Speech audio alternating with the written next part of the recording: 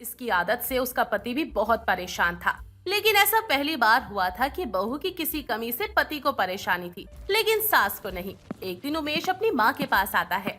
माँ, आपके पास मेरी अलमारी की चाबी है क्या? कब से ढूंढ रहा हूँ, मिल ही नहीं रहा। मुझे क्या पता, जहाँ रखा होगा वहीं होगी, या तो जाके अपनी बीवी से पूछ ले। माँ, मेरी बीवी को होश होगा तभी तो पूछूंगा ना। वो तो पूरे दिन घोड़े बेच के सोती रहती है, जैसे जन्मों से सोई ना हो। पता नहीं माँ, कैसी सास हो आप, अपनी बहू को कुछ कहती भी नहीं हो।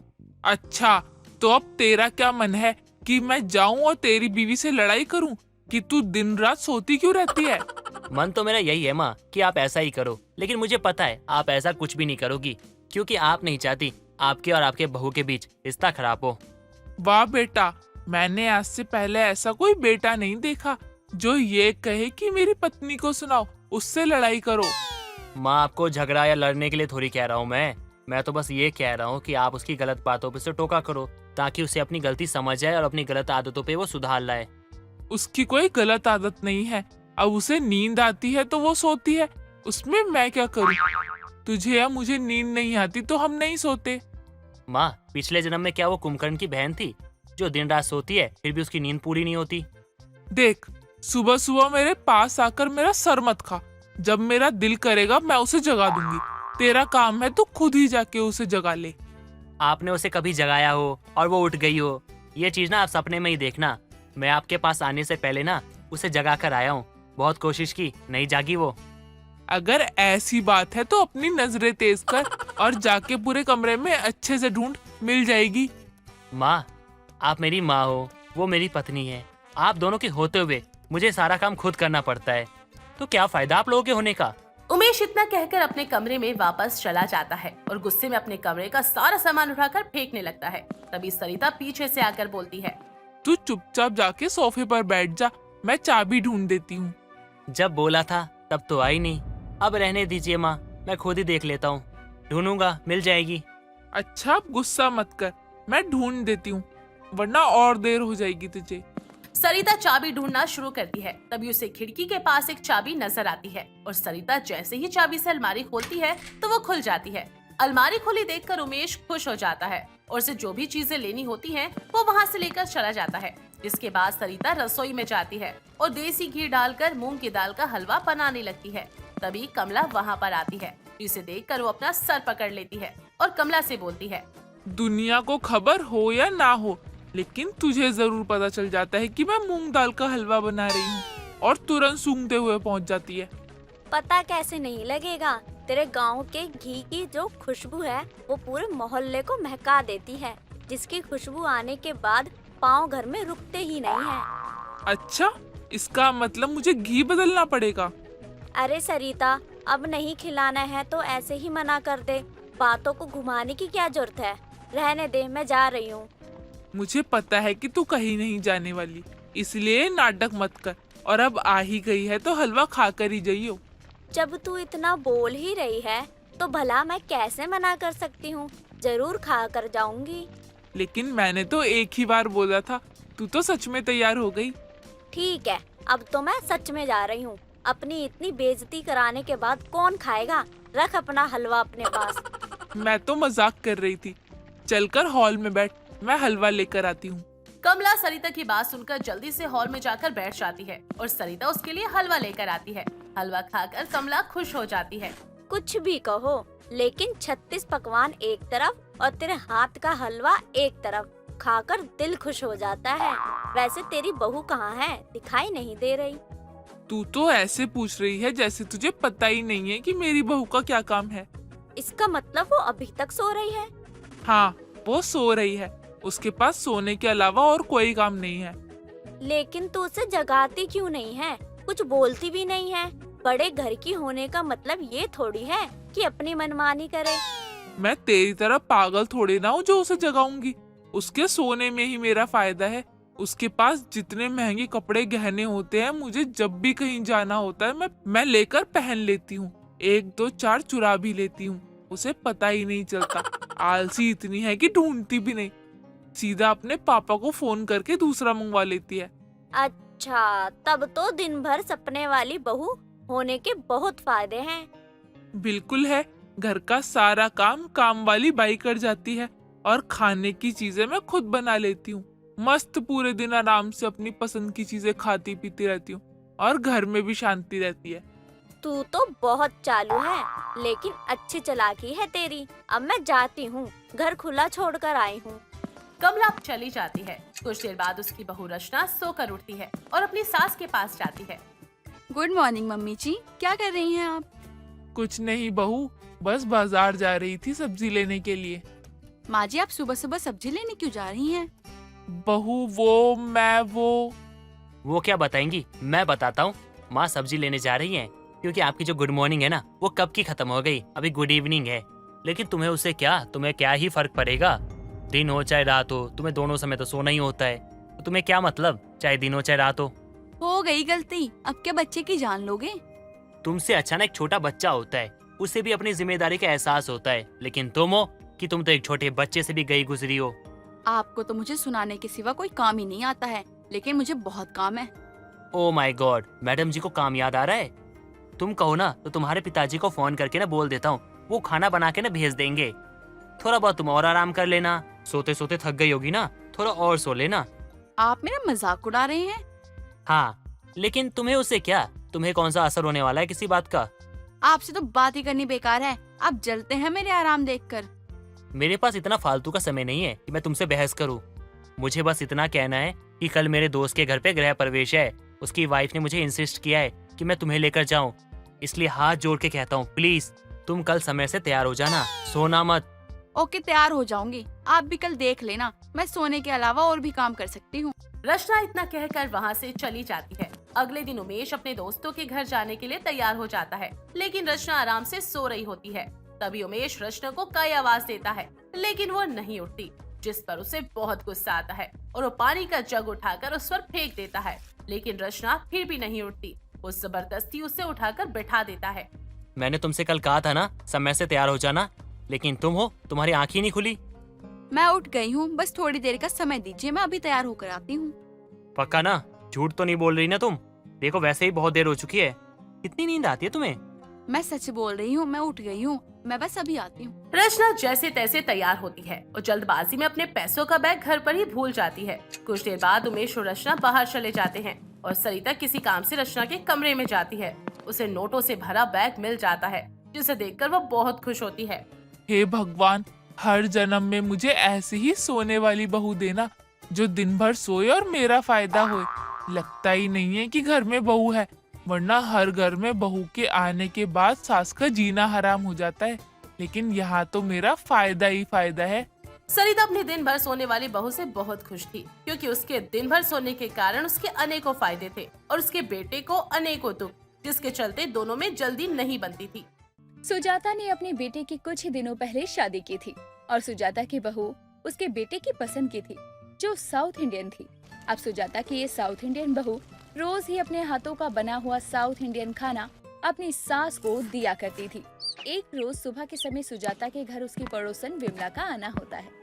अरे सुजाता, कहाँ है तू? अरे क्या खुशबू आ रही है तेरे घर से, लगता है आज कुछ अच्छा बना है। सुजाता, क्या बना रही है तेरी साउथ इंडियन बहू? अरे क्या बताऊं विमला, जब से मेरी बहू आई है तब से बस एक से बढ़कर एक अच्छी से अच्छी डिश खाने को मिल रही है। कभी डोसा तो कभी इडली तो कभी सांभर। अरे अभी क्या बना रही है तेरी बहू? क्या खुशबू आ रही है। वैसे मुझे इन साउथ के लोगों के हाथों का खाना बहुत ही अच्छा लगता है। हाँ हाँ रुक, बहू ओ बहू, मेरे लिए इडली डोसा लेकर आ रही है तो विमला के लिए भी लेती आइयो। अब कुछ ही देर में सुजाता की बहू तारा अपनी सास के साथ साथ विमला के लिए भी डोसा लेकर आती है, जो कि दिल की शेप का होता है। ये क्या बनाया है बहू ने, दिल के आकार का डोसा? अरे तेरी बहू तो कलाकार है, डोसा बनाना तो जानती ही है, साथ में इसका क्या आकार दिया है इसने। आखिर बहू किसकी है? ये तो कुछ भी नहीं, मेरी बहू तो 56 स्टाइल के डोसा बनाती है। अरे सुजाता, डोसा जितना टेस्टी है उतना देखने में भी मजेदार है। ऐसा कर, तू और बहू मिलकर एक डोसे की दुकान लगा लो, मैं कह रही हूँ खूब चलेगी। इतना अच्छा टेस्ट तो चांदनी चौक के डोसे में भी नहीं आता है। अरे नहीं नहीं, बहू को जो भी बनाना आता है वो घर में ही बनाए, घर वाले ही उसका आनंद ले। अभी बहू नई नई है, मुझे बहू को चौराहे या नुक्कड़ पर खड़ा करने का कोई शौक नहीं है। अरे तू भी क्या क्या बोलती है। अरे ये तो अच्छी बात है कि तेरी बहू के हाथों में हर तरह के डोसा बनाने का हुनर है, और यही तेरी बहू का टैलेंट जब लोगों तक जाएगा तो मैं बता रही हूँ तेरी बहू फेमस हो जाएगी। मेरा मतलब उसकी दुकान फेमस हो जाएगी। सुजाता के कान में विमला इतनी सी बात डाल देती है। उसके बाद फिर क्या था, सुजाता भी पूरे दिन इसी बात के बारे में सोचने लगती है। लेकिन जब देर शाम सुजाता का बेटा ऑफिस से आता है तो वो उदास होता है। बहू कपिल आ गया है, जरा उसे चाय पानी दे दे। कपिल तू ठीक तो है ना बेटा? नहीं माँ, क्या बोलूं मैं आपको। ये बोलूं कि मेरी कंपनी वालों ने मुझे काम से निकाल दिया, बस काम छूट गया इसलिए थोड़ा परेशान हूँ, और कुछ नहीं। जी लीजिए पानी। अगर आपका ऑफिस बंद हो रहा है तो कहीं और मिल जाएगा काम। आप इतना सोच क्यों रहे हो?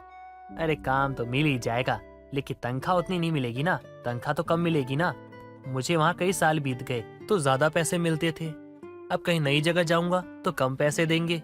हाँ ये तो है, मैं आपके लिए चाय बना कर लाती हूँ। सुजाता अपने बेटे कपिल को परेशान देखकर और भी ज्यादा परेशान हो जाती है, और अब वो विमला की बातों पर और भी ज्यादा गौर करती है और अपने बेटे कपिल से कहती है, अगर तू बुरा ना माने तो मैं तुझे कुछ बात कहूँ काम को लेकर। हाँ माँ कहो, क्या कहना है आपको। मैं क्या कह रही थी कि बहू को 56 स्टाइल के डोसा बनाना आता ही है, तो क्यों ना हम बहू के इस टैलेंट का फायदा उठाएं और तुम दोनों 56 स्टाइल डोसा की एक दुकान लगा लो। माँ कहीं आप डोसा का स्टॉल लगाने की तो नहीं सोच रही? वैसे माँ ये आइडिया अच्छा है, क्योंकि यहाँ दूर दूर तक कोई साउथ इंडियन खाना नहीं मिलता और सबको पसंद भी है, और हमारी तारा एक से बढ़कर एक डोसा बनाना जानती है। लेकिन मुझे बहू को बाहर भेजना और डोसा इडली बिचवाना अच्छा नहीं लग रहा है। माँ मुझे पता है इस काम के लिए तो तारा भी मना नहीं करेगी, और तारा के साथ मैं भी करूँगा। सुजाता और कपिल ये बातें कर ही रहे होते हैं कि तभी वहाँ तारा चाय लेकर आती है, और तारा भी अपने पति की बात सुनकर अपनी सास से कहती है, माँ जी आप चिंता मत कीजिए, मेरे दिमाग में ये बात काफी समय से चल रही है, लेकिन आज विमला काकी ने आपके दिमाग में ये बात डाली तो जाकर इस पर चर्चा हुई है। अरे तो देर किस बात की, कल से ही करते हैं। एक छोटी सी दुकान लेते हैं, 56 स्टाइल डोसे की दुकान के नाम से चलाएंगे। हाँ तो हम कल से अपना ये नया बिजनेस शुरू करते हैं। अगले दिन ही तारा और कपिल दोनों ही अपना नया बिजनेस शुरू करते हैं, एक छोटा सा स्टॉल लगाकर, और अपने उस छोटे से स्टॉल पर एक पोस्टर भी लगाते हैं जिसमें लिखा होता है, साउथ इंडियन बहू का 56 स्टाइल डोसा। सुनिए जी, अभी तक तो जो भी लोग आए हैं ना, उन्होंने हमारे डोसे की तारीफ की है, बस आगे भी सब अच्छा हो। हाँ तारा, मैं भी यही चाहता हूँ कि जैसे ये काम चल रहा है आगे भी ऐसा ही चलता रहे। विमला को जब ये बात पता चलती है कि सुजाता की बहू ने डोसे का स्टॉल लगाया है तो वो तुरंत ही वहाँ आ धमकती है। अरे वाह वाह, क्या दुकान लगाई है सुजाता की बहू ने, और ग्राहक भी अच्छे खासे आए हुए हैं। अरे विमला काकी आप आइए आइए बैठिए, आपके लिए भी डोसा बना दूं। अब आई हैं तो खा कर ही जाइए। अरे बहू तेरी बहुत बहुत मेहरबानी, भूख तो बहुत तेज लगी थी मुझे, अब आई हूँ तो खा ही लेती हूँ। अरे विमला काकी आप खाइए, ये आपकी अपनी ही तो दुकान है। अब विमला वहाँ बैठी डोसे का आनंद ले रही होती है, लेकिन वो देखती है कि धीरे धीरे तारा के डोसे की दुकान पर भीड़ जमा हो जाती है। यहाँ तो शादीशुदा लोग ज्यादा आ रहे हैं, बच्चों को ये डोसा पसंद होगा ना, और बहू भी तो तरह तरह का डोसा बनाना जानती है। विमला वहाँ से डोसा लेकर सुजाता के पास जाती, और सुजाता भी हॉल में बैठकर टीवी देख रही होती है। अरे विमला क्या बात है, कई दिनों से दर्शन नहीं हुए तेरे, कहाँ थी 2-3 दिन से? कहीं नहीं सुजाता, घर का काम तो तू जानती है कितना हो जाता है। तूने तो अपने बेटे की शादी कर दी, मेरा बेटा तो अभी कुंवारा है, तो भला मेरे अलावा और कौन ही काम करेगा घर का। अच्छा ये भी है, मेरी बहू जब से आई है मुझे भी आराम मिला है। हाँ ये तो है। अरे तेरी बहू से याद आया, तेरी बहू की डोसे की दुकान से आ रही हूँ। क्या दुकान चल रही है, बहुत बढ़िया है सुजाता, तेरे बेटे बहू लगे हुए हैं, और ग्राहक भी तेरी बहू के हाथों का साउथ इंडियन 56 स्टाइल डोसा खा रहे हैं। अरे तू तो जानती है मेरे बेटे का काम छूट गया है, अब क्या ही कर सकते हैं। मैंने भी कहा जब बहू के हाथों में कला है ही तो क्यों ना इसके लिए डोसे की दुकान ही खुलवा दें। अरे मैंने भी मजाक में क्या बोल दिया। ये सुजाता भी सीरियस हो गई। अब तो इसका बेटा भी काम धंधा छोड़कर डोसे की दुकान में लगा हुआ है। अब अगले ही दिन विमला तारा और कपिल के डोसा स्टोर पर जाती है और तारा को नमक की थैली देती हुई कहती है कि ये उसकी सास ने भिजवाया है। तारा भी उसे ले लेती है और विमला वहाँ से चली जाती है। अब देर शाम होते होते तारा की दुकान पर शिकायतें आने लगती है। जी, ये क्या कह रहे हैं लोग कि हमारे डोसे खाने से लोगों को लूज मोशन लग गए हैं, और ये तो अब तक कई लोगों ने शिकायत कर दी है। मुझे भी कुछ समझ नहीं आ रहा, आखिर हमारे डोसे के कारण ये सब कैसे हो सकता है। कहीं किसी ने जानबूझ के ये सब तो नहीं किया? खाने में कुछ मिलाया तो नहीं है किसी ने? सब कुछ तो मैं बनाती हूँ, और यहाँ तो हम दोनों के सिवा कोई तीसरा आया भी नहीं है। 1 मिनट, विमला काकी मुझे एक नमक का पैकेट दे गई थी। जरा दिखाना वो नमक का पैकेट का है। मैं भी तो देखूं इस विमला काकी ने क्या दिया तुम्हें, जो तुमने नमक समझ के डाल दिया। कपिल जब उस नमक को देखता है तो उसमें से अजीब सी बदबू आ रही होती है। वो समझ जाता है कि विमला काकी ने ही नमक नहीं दिया है बल्कि जुलाब की गोलियों का पाउडर दिया है, जिसे खाने के बाद ग्राहकों की शिकायतें आ रही थी। लेकिन उस दिन के बाद से तारा अपनी दुकान पर विमला काकी को आने ही नहीं देती। सरला के बेटे सुंदर ने हाल में ही अपने पसंद की लड़की से शादी की थी और सरला की बहू थी साउथ इंडियन। जितनी वो दिखने में सुंदर थी उतना ही स्वाद चंपा कली के खाने में था। अरे विमला, बहू के हाथों में तो क्या स्वाद है, खाकर ही मजा आ जाता है। अरे सच में, जैसी तेरी बहू है उससे भी ज्यादा स्वाद तेरी बहू के खानों में है। हाँ हाँ, और होगा भी क्यों नहीं, आखिर बहू किसकी है।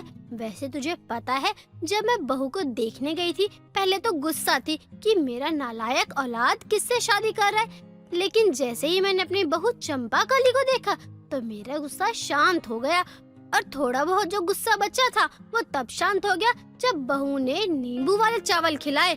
आय हाय, क्या स्वाद आया था उसमें। अरे जिस नींबू के चावल की तू तारीफ कर रही है वो भी इतने दिनों से, वो मुझे कभी चखने को भी नहीं मिला। ये नहीं होता तुझे कि किसी दिन ही खट्टे चावल मेरे घर भी पहुंचा दे। अरे उसे खाने के बाद मुझे कुछ याद रहे तब तो मैं तेरे घर उसे भिजवा दूं। खैर, आज बहू नींबू वाले चावल बना रही है, खा कर ही जाइयो। अरे हाँ, क्यों नहीं। वैसे भी बहू के हाथों के खाने की तारीफ तो हर कोई करता है। कुछ समय बाद ही सरला की बहू हॉल में आती है और वो अपनी सास के साथ पड़ोसन को बैठा हुआ देखकर अपनी सास से कहती है, माँ जी, लेमन राइस बना दिया है मैंने, आपके लिए और आंटी जी के लिए ले आऊं? अरे बहू, इसी के इंतजार में मैं बैठी हुई थी। ला, जल्दी ला, मैं भी तो देखूं सरला को तेरे नींबू वाले चावल इतने क्यों पसंद आते हैं। बस वो उसकी तारीफ ही करती रहती है। अब चंपा कली भी अपनी सास के साथ साथ अपनी पड़ोसन विमला के लिए लेमन राइस लेकर आती है और दोनों ही बड़े चाव से लेमन राइस खाते हैं। और विमला तो दोबारा भी मांग लेती है और लेमन राइस खाने के बाद सरला की बहू से कहती है, अरे तूने तो साउथ की बहू लाकर ना सिर्फ घर का टेस्ट बल्कि खाने का भी टेस्ट बदल दिया। बहू, क्या नींबू वाले चावल बनाए हैं तूने? ऐसा खाना तो मैंने आज तक भंडारे में भी नहीं खाया। अरे बहू, इसकी बातों पर ध्यान मत दे, इसका रोज का ही है। भंडारे की लाइन में भी सारा दिन गुजारना है।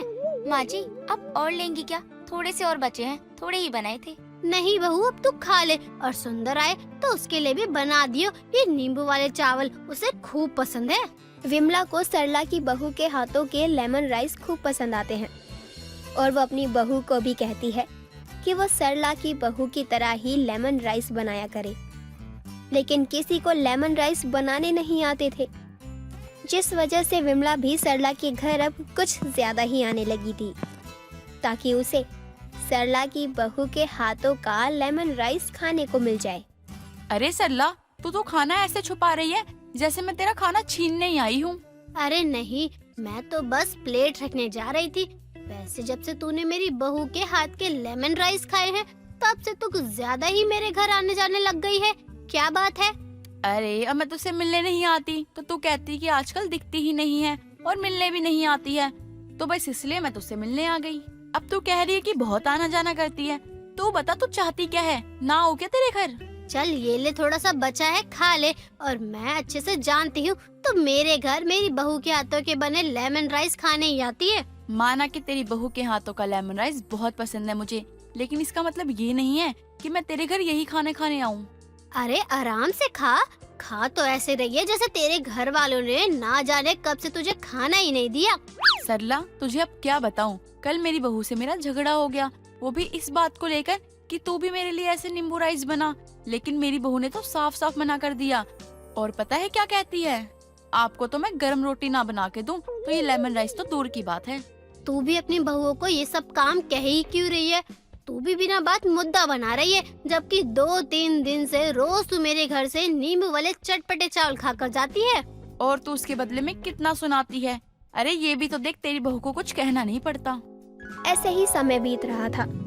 रोज ही जो भी बासी चावल बच रहे थे उसका चंपाकली लेमन राइस बना दिया करती थी, जिसे सरला तो बड़े चाव से खाती।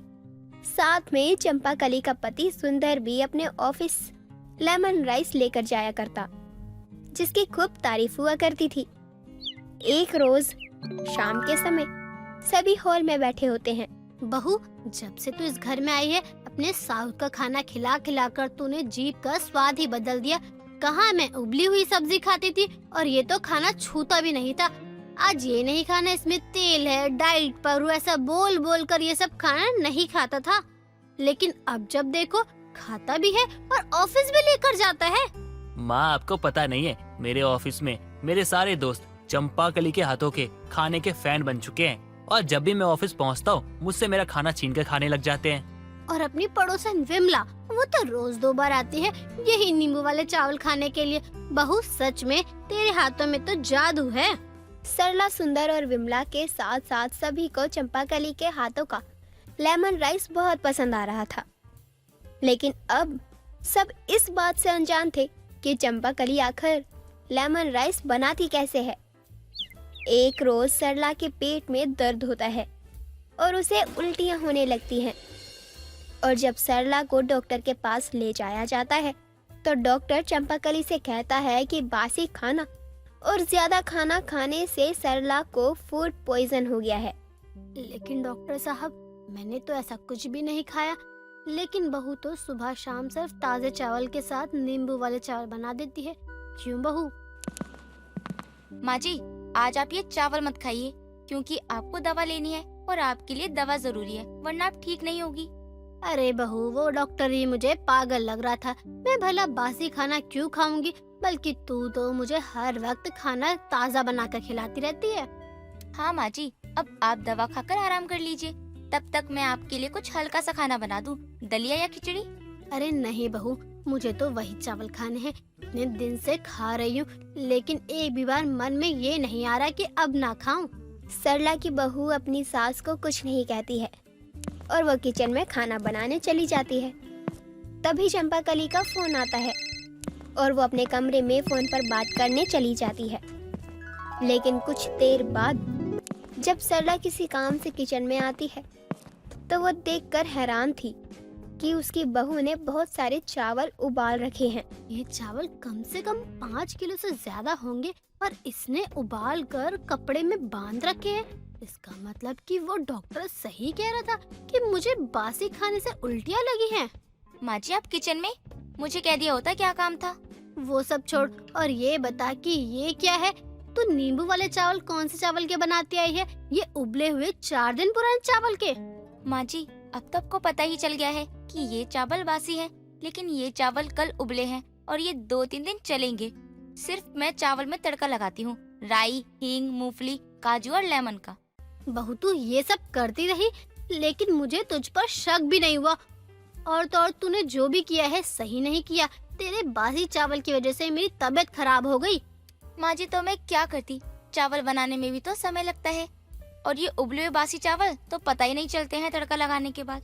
सरला को अब जब पता चलता है कि उसकी बहू कैसे लेमन राइस बना रही है, वो लेमन राइस का नाम भी नहीं लेती और तो और अगले महीने के राशन में वो चावल भी नहीं लाती। ना रहेगा चावल, ना बनेगा बासी चावलों का लेमन राइस।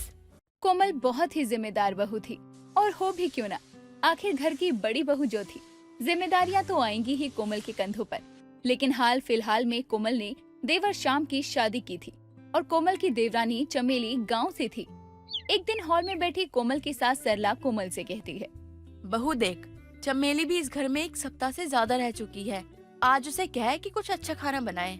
हाँ माँ जी, ये तो आप सही कह रही हो। चमेली को कहती हूँ आज कुछ अच्छा सा बना ले, मैं भी तो देखूं कि आके मेरी देवरानी खाना कैसा बनाती है। तू अकेले ही पूरा घर संभाल रही थी ना, अब तो तेरी देवरानी आ गई है, अब तेरा भी भार हल्का हो जाएगा। तुम दोनों मिलकर ही घर संभाल लेना अब। जी माँ जी, आप सही कह रही हो। अब मैंने भी आते ही घर थोड़ी ना संभाला था, मुझे भी कुछ समय तो लगा ही था, तो चमेली भी सीख जाएगी और जहाँ उसे दिक्कत होगी तो उसके लिए मैं तो हूँ ही। हाँ बहू, तुम दोनों ही इस घर की बहुएं हो, दोनों एक दूसरे की मदद करोगे, साथ दोगे तो सब कुछ अच्छा ही हो जाएगा। लेकिन मैं फिर भी यही कहूँगी कि अपनी जिम्मेदारियाँ लेना शुरू कर दो। ठीक है माँ जी, मैं आपकी बात समझ गई। इतना बोलने के बाद ही कोमल अपनी देवरानी चमेली के कमरे में जाती है और अपनी देवरानी चमेली से कहती है, देवरानी जी, आज आपके शुभ हाथों का खाना खाने का मौका मिलने वाला है हमें। माँ जी ने कहा है कि आज खाना आप बनाओगी। क्यों नहीं जेठानी जी, मैं अभी कुछ अच्छा सा बनाती हूँ। वैसे मुझे खाना बनाने और खाने का ही शौक है। बहुत अच्छी बात है ये तो फिर चलो कुछ बना दो सबके लिए। चमेली इतना बोलकर किचन में खाना बनाने जाती है और कोमल घर के दूसरे कामों में लग जाती है। और करीब 2 घंटे के बाद जब सभी खाना खाने बैठते हैं तो सरला अपनी बड़ी बहू कोमल से कहती है, बहू तू भी बैठ जा, चमेली तुझे भी खाना परोस देगी। और चमेली बहू तू 3 प्लेट लगा दे। क्यों नहीं माँ जी, बिल्कुल। आज तो मैं अपनी देवरानी के हाथों का खाना खाने वाली हूँ। ससुराल में किसी और के हाथ का खाने का मजा ही कुछ अलग होता है। चमेली, मेरे लिए भी 1 प्लेट लगा दो। जी दीदी, अभी लगाती हूँ। खुशबू तो बहुत अच्छी आ रही है बहू। वैसे क्या बनाया है तूने आज खाने में? मैंने आज सबके लिए आलू पूरी बनाई है। मेरे मायके में तो सबको मेरे हाथ की आलू पूरी बहुत अच्छी लगती है। आप लोगों को भी बहुत अच्छी लगेगी। हाँ हाँ, क्यों नहीं। तुमने अपने हाथों से इतनी प्यार से तो बनाई है, हमको क्यों अच्छी नहीं लगेगी। बल्कि मैं तो वेट कर रही थी कब से कि कब तुम खाना बनाओगी। अरे अब बातें ही करते रहोगी या कुछ मिलेगा भी खाने को? चमेली अपनी सास और जेठानी दोनों को खाना देती है। जैसे ही कोमल और सरला खाना खाती हैं, तो उन्हें बहुत तीखा लगता है और वो तुरंत पानी मांगते हैं। अरे बहू, कितनी तीखी सब्जी बनाई है तूने? तूने बस क्या मिर्ची ही डाल दी है सब्जी में? हाय, कितनी तीखी है ये। मेरे तो पूरे शरीर में आग लग गई इसे खाकर तो। हाँ माँ जी, हाय, मेरे शरीर में तो आग ही लगी। चमेली जल्दी जाओ, रसोई से शहद लेके आओ। कुछ देर में जब तीखा कम होता है तो सरला कहती है, बहू इतनी मिर्ची कौन डालता है सब्जी में? कोई गलती वलती हो गई है ये तुझसे खाना बनाने में? नहीं माँ जी, गलती से नहीं, बल्कि मैं तो इतना तीखा खाती ही हूँ। मेरे मायके में भी सब लोग इतना ही तीखा खाते हैं। मैंने तो कम ही तीखा बनाया है, ये सोचकर कि आप लोग तीखा नहीं खाते होगे। तुमने बिल्कुल सही ही सोचा था, हम लोग तीखा नहीं खाते हैं। ये तो हमारे लिए जहर ही था। सच में चमेली, आज तो ऐसा लगा कि मौत के दर्शन हो गए हैं। बहू माफ कर दे, हमसे तो ये नहीं खाया जाएगा। 1 चम्मच खाकर तो मैंने जितना पानी पिया है बहुत हो गया। मैं जा रही हूँ अब अपने कमरे में आराम करने। चमेली काफी ज्यादा तीखा खाना बनाती थी, इसीलिए अब उसे खाना बनाने को कोई नहीं कहता और खाना कोमल ही बनाती थी। ऐसे ही कई दिन निकल जाते हैं। कुछ दिनों के बाद चमेली रसोई में जाती है और सब्जी चखती है। क्या फीकी सब्जी बनाई है दीदी ने। ऐसा लग रहा है इसमें तो कुछ डाला ही नहीं। मुझे तो ऐसा लग रहा है इन लोगों के साथ रहते रहते मैं भी इनकी तरह ही फीका ही खाना खाने लग जाऊंगी। चमेली अपने लिए अलग से अपने हिसाब से तीखा खाना बनाती है और वही खाती है। चमेली अपना अलग खाना बनाकर खाने बैठती है कि तभी सरला की पड़ोसन विमला आती है। अरे चमेली बहू, तूने आज अलग खाना क्यों बनाया है? सरला तो कह रही थी कि तुम्हारे घर में कोमल खाना बनाती है, फिर आज तूने क्यों बनाया? आज भी कोमल दीदी ने ही खाना बनाया है, वो तो बस मैंने अपने लिए अलग बनाया है। अरे सरला, तेरे घर का बंटवारा हो गया और तूने मुझे बताया भी नहीं। विमला की आवाज सुनकर वहाँ कोमल और सरला दोनों आ जाते। क्या हुआ विमला तुझे? क्यों इतना गला फाड़ रही है? तूने बताया क्यों नहीं कि तेरे घर का बंटवारा हो गया है? जैसी भी हो, लेकिन तेरी बड़ी बहू बहुत सही थी। पूरा घर अकेले ही संभाल रही थी और कभी भी उसने अलग होने को नहीं कहा। लेकिन तेरी छोटी बहू के आते ही वो अलग हो गई, अपने लिए अलग खाना बनाने लगी, तभी तो रसोई अलग हो गई ना। फिर तो क्यों अपना दिमाग चलाती है इतना? तुझे पता है ना, जब तू ज्यादा दिमाग चलाती है तो वो तुझ पे ही भारी पड़ता है। और किसने कहा था तुझे कि मेरे घर का बंटवारा हो गया है? मेरी दोनों बहुएं बहुत अच्छी हैं। अपनी बहू की करतूत मत छुपा। अब तो तेरी बहू खुद बता रही है कि कोमल ने अलग खाना बनाया है और चमेली ने अपने लिए अलग खाना बनाया है। अरे आंटी जी, अलग खाना इसलिए नहीं बनाया चमेली ने कि बंटवारा हो गया है। वो तो चमेली को ज्यादा ही तीखा खाती है, जो हम नहीं खा पाते, बस इसीलिए उसने अपने लिए अलग बनाया है। क्या सला तेरी छोटी बहू तीखा खाने वाली है? और नहीं तो क्या, अगर हमने इतना तीखा खाया फिर तो हम तस्वीर में ही दिखेंगे ना। मैं तो समझी कि बंटवारा हो गया। इसलिए बोल रही थी तू अपना दिमाग कम चलाया कर, तू मंदबुद्धि है, बस लोगों की परेशानी का मजाक बनाना जानती है। सरला की बात सुनकर विमला का मुंह बन जाता है और वो वहाँ से चली जाती है। ऐसे ही कई दिन निकल जाते हैं। कुछ दिनों के बाद कोमल की काफी ज्यादा तबीयत खराब हो जाती है और वो कुछ करने लायक नहीं थी। देख चमेली बहू, तुझे पता है ना कोमल बहू की अभी बहुत तबीयत खराब है, तो अब तुझे ही घर संभालना पड़ेगा। हाँ माँ जी, मुझे पता है और आप चिंता मत कीजिए, मैं अच्छे से संभाल लूंगी। बहू, घर में रसोई भी आती है जिसमें तू घुसती है तो बस वहाँ से आग ही निकलती है, इसलिए मेहरबानी करके कुछ दिन तो कम तीखा बनाइयो, जो हमारे गले से उतर जाए, बस इतनी मेहरबानी कर दे तू। सरला की बात चमेली मान लेती है और अब कम तीखा खाना बनाती है, लेकिन चमेली का कम तीखा बनाया हुआ खाना भी बाकी घर वालों के लिए बहुत ज्यादा तीखा था। बहू ये क्या, मैंने तुझे इतने प्यार से समझाया था कि तू तीखा खाना मत बनाया कर, तुझे मेरी बात समझ नहीं आई क्या? तू अपनी जेठानी को मारना ही चाहती है क्या? सबसे इतना सुनने के बाद अब चमेली बिल्कुल भी तीखा खाना नहीं बनाती, बस पानी जैसा ही खाना बना देती है। ऐसे ही कई दिन निकल जाते हैं। कुछ दिनों बाद चमेली का बीपी लो हो जाता है और वो बेहोश हो जाती है। चमेली को तुरंत हॉस्पिटल लेकर जाया जाता है, जहाँ डॉक्टर बेहोश होने का कारण बताते हैं। फिर कोमल और सरला चमेली को लेकर घर आते हैं। बहू ये क्या, अरे हम लोग तीखा नहीं खाते, इसका मतलब ये नहीं है कि तू भी न खाए। मैंने तीखा कम खाने को कहा था, तू तो बिल्कुल ही फीका खाना बना कर ले आई, ना तो इसमें नमक है ना तो इसमें मिर्च है। माँ जी, मुझे अच्छा नहीं लगता था, मेरे तीखा खाने की वजह से घर में आप सभी लोगों को तकलीफ हो रही थी, इसीलिए मैंने सोचा कि मैं ही अब अपनी आदत पर कंट्रोल करूंगी। हाँ तो कंट्रोल करती ना, लेकिन तुम तो पूरी ही बदल रही हो। तुम्हारा बीपी लो हो गया है क्योंकि तुमने नमक ना के बराबर दिया है। अब से मिर्ची मेरे हिसाब से होगी और नमक मसाले तुम्हारे हिसाब से। कोमल और सरला चमेली का बहुत साथ देते हैं, उसको अपनी आदत सुधारने में मदद भी करते हैं और धीरे धीरे चमेली यूं सुधर भी जाती है। उमा और रूही थी तो दोनों सास बहू ही, लेकिन रहती थी एक जैसे। दोनों एक दूसरे की दोस्त थी। एक दिन उमा अपने कमरे में बैठी थी तो रूही वहाँ आती है और बोलती है, माँ जी क्या हुआ आपको, इतनी उदास क्यों बैठी हो कमरे में? बहू, आज मेरा कुछ चटपटा खाने का मन कर रहा है। तुझे तो पता है ना कि जब तेरे ससुर जी थे तब वो जब भी काम से वापस आते थे तो गुप्ता जी के यहाँ से समोसे लेकर आते थे। वो समोसे मुझे बहुत पसंद हैं। तो क्या हुआ माँ जी, अभी भी तो कितने अच्छे समोसे मिलते हैं, मैं अभी लेकर आती हूँ। अरे नहीं बहू, ये समोसे भी कोई समोसे हैं क्या? इन्हें खाकर तो पेट में दर्द होता है, ये सब बेकार होते हैं, मुझे तो बिल्कुल अच्छे नहीं लगते। ऊपर से पता नहीं कैसे बनाते होंगे ये लोग। माँ जी अच्छे ही बनाते हैं, अरे मैं तो खुद खाती रहती हूँ। वैसे तो ज्यादा बाहर का खाती नहीं मैं, पर मुझे बाहर के समोसे बहुत पसंद है। तभी तो कह रही हूँ बहू, ये अच्छे नहीं बनाते। तुझे पता नहीं है उस टाइम कितने बढ़िया समोसे मिलते थे। मैं अब भी वो दिन याद करती हूँ जब मैं तेरे ससुर जी के साथ वहाँ पर समोसे खाने जाया करती थी। माँ जी सीधा सीधा बोलो ना, आपको ससुर जी की याद आ रही है, और समोसे तो बस बहाना है। ये तो है, लेकिन समोसे से मेरा अलग ही जुड़ाव है, क्योंकि तेरे ससुर जी को वो बहुत पसंद थे। मुझे पता है कि वो लोग समोसे कैसे बनाते हैं, लेकिन अब हिम्मत नहीं होती है रसोई में खड़े होकर जाकर बनाओ। बस इतनी सी बात के लिए आप परेशान हो रही हैं माँ जी? अरे मैं हूँ ना, आप मुझे बताओ, मैं बना दूंगी आपके लिए समोसे। ये तो ठीक रहेगा ना माँ जी, इसमें तो कोई दिक्कत नहीं है। हाँ बहू, ऐसे तो कर ही सकते हैं हम। चल रसोई में। दोनों सास बहू रसोई में जाती है और उमा रूही को बताने लगती है कि कैसे समोसे बनाने हैं।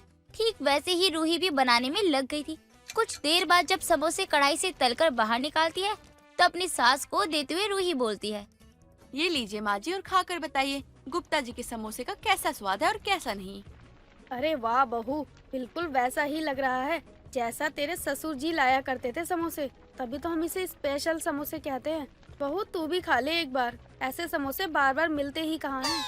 माँ जी मैं तो बना रही थी, तभी पता चल गया था कि अब ऐसे समोसे कहीं मिलते नहीं हैं। हाँ लेकिन एक बार तू खा तो सही, तब तू भूल जाएगी अब ये वाले समोसे। अरे हाँ माँ जी, ये तो सच में बहुत ज्यादा अच्छे लग रहे हैं। मैंने इतनी जगह के समोसे खाए हैं, यहाँ तक कि अलग अलग शहरों के समोसे खाए हैं, लेकिन ऐसा स्वाद कहीं नहीं मिला। तभी तो मैं कह रही थी बहू कि जो बात उन वाले समोसों में थी वो बात अभी वाले समोसों में नहीं है। चल एक काम कर, चटनी ले ले, हम दोनों बाहर सोफे पे बैठकर आराम से खाएंगे। रूही को भी वो समोसे काफी अच्छे लग रहे थे, इसलिए अब आए दिन रूही अपने मन से वो समोसे बनाती, तो कभी अपनी सास के कहने पर। कुछ दिनों बाद उमा की पड़ोसन विमला हाथ में समोसे और लड्डू लेकर आती है और देखती है कि दोनों सास बहू समोसे ही खा रही थी। ये देखकर विमला कहती है, अरे ये क्या, मैं तो तेरे घर अभी आई हूँ उमा। मेरे आने से पहले तुझे ये समोसे कौन देकर गया? अरे किसी ने दिए नहीं है, ये समोसे तो मेरी बहू ने बनाए हैं। लेकिन तू हमारे घर क्यों आई है? वो तो मेरे बेटे की बहुत अच्छी नौकरी लग गई है ना, तो मैंने पूरे मोहल्ले में मिठाई और समोसे बंटवाए हैं, इसलिए मैं अब तेरे घर भी लेकर आई थी। ये ले, रख ले। घर के बने समोसे वैसे भी कुछ खास नहीं लगते। आंटी जी, आपका ये वहम है। ये समोसे जितने खास और बढ़िया है ना, उसके आगे तो ये कुछ भी नहीं है। आप ही खाकर देखो फिर बोलना। चलो ठीक है, अब तुम दोनों इतना बोल ही रहे हो तो मैं भी खा लेती हूँ। विमला जैसे ही वो समोसे खाती है तो विमला को भी सास बहू के स्पेशल समोसे बहुत अच्छे लगते हैं और वो एक साथ बिना रुके 2-3 खा जाती है। ये देखकर उमा कहती है, अरे अरे रुक जा विमला, तुझे तो पसंद नहीं है ना घर के समोसे, फिर तू कैसे गपागप खाए जा रही है? वो इतने भी बुरे नहीं हैं, मुझे अच्छे लग रहे हैं तो मैंने खा लिए। अब क्या तू मुझे अपने घर के समोसे भी खाने नहीं देगी? तेरा दिल इतना छोटा है, मुझे पता नहीं था। आंटी जी, अब तो सच बोल दो। अगर अच्छे समोसे तो तारीफ भी कर दो थोड़ी सी। हाँ बहू, मान गई, समोसे तो बहुत अच्छे हैं। अच्छा बहू, अगर बचे हो ना तो जरा मेरे घर के लिए भी दे दे, मैं अपने घर पे भी ना सबको खिलाऊंगी। आंटी जी, आप खा लो आराम से, मैं घर के लिए भी पैक कर दूंगी।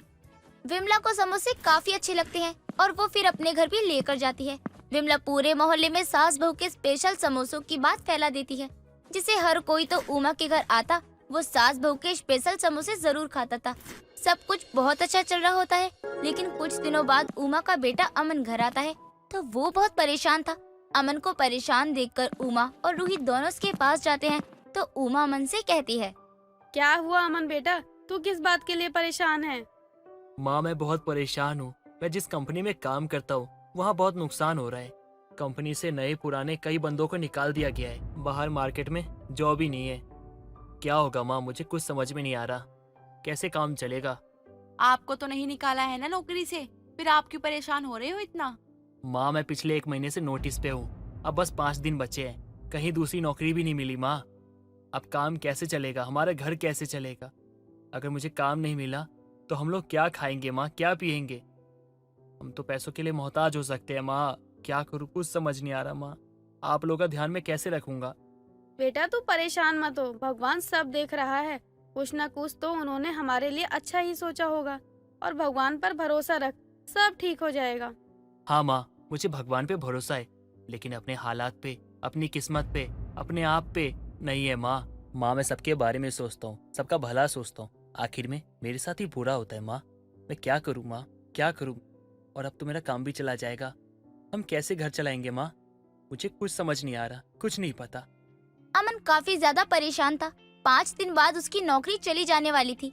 कई जगह नौकरी देखने के बाद भी अमन को कोई नौकरी नहीं मिलती है। बचे हुए पैसे भी अब खत्म हो गए थे। घर में इतनी सब परेशानी देखकर उमा अपनी बहू के पास जाती है और उससे बोलती है, बहू अमन वैसे ही इतना परेशान है, इसीलिए मैं उससे बात करने की जगह यहाँ तेरे पास आई हूँ। जी माँ जी, बोली क्या बात है? बहू मुझे लगता है कि अब हमें अमन का साथ देना चाहिए। जब हम घर में इतने अच्छे समोसे बना लेते हैं और इतने लोग उसको खाते हैं और तारीफ करते हैं, तो जब हम बाहर दुकान खोलेंगे तो लोग कितनी तारीफ करेंगे। उमा की बात सुनकर अब दोनों सास बहू स्पेशल समोसों की दुकान खोलते हैं और उनकी दुकान के ग्राहक तो पहले उनके मोहल्ले वाले ही बनते हैं। हर कोई आता है और उनसे समोसे लेता है। कम दिनों में उनकी दुकान अच्छी पकड़ बना लेती है। ये सब देखकर दोनों सास बहू बहुत खुश होते हैं और अमन से कहते हैं, बेटा अब तुझे घर के लिए इतना परेशान होने की जरूरत नहीं है। सास बहू की स्पेशल समोसे की दुकान काफी अच्छी चल रही है। ना कोई काम करना चाहता है तो कर ले। सब कुछ बहुत अच्छा चल रहा होता है, लेकिन अचानक से सास बहू की दुकान की कमाई बिल्कुल कम होने लगती है, क्योंकि सामने एक और समोसे की दुकान आ जाती है और ग्राहक बढ़ जाते हैं। इसलिए दोनों काफी ज्यादा परेशान थे। उनकी दुकान में जब विमला आती है और उन दोनों को परेशान देखकर बोलती है, क्या हुआ तुम दोनों को? तुम दोनों इतने परेशान क्यों हो? विमला देखना, सामने एक और समोसे की दुकान, और अब हमारे ग्राहक बढ़ गए हैं। ग्राहक इसलिए बटे हैं क्योंकि वो अलग अलग समोसे बेचते हैं। तुम्हारे यहाँ एक स्पेशल समोसा मिलता है, लेकिन वहाँ अलग अलग समोसा मिलता है, तो उन्हें वो अच्छे लगते हैं। माँ जी, अगर हम हर तरह के समोसे बनाए तो, क्योंकि हमारे स्पेशल समोसे की रेसिपी कोई चोरी नहीं कर पाएगा, लेकिन हम अपनी दुकान को बड़ा बना सकते हैं। हाँ, ये सही रहेगा। सास बहू की स्पेशल समोसों की दुकान अब और ऊंचाई पर आ जाती है। दोस्तों, अगर आपको ये कहानी पसंद आई तो इसे लाइक करें, शेयर करें और कमेंट करके बताएं कि कहानी में आपको सबसे अच्छा क्या लगा।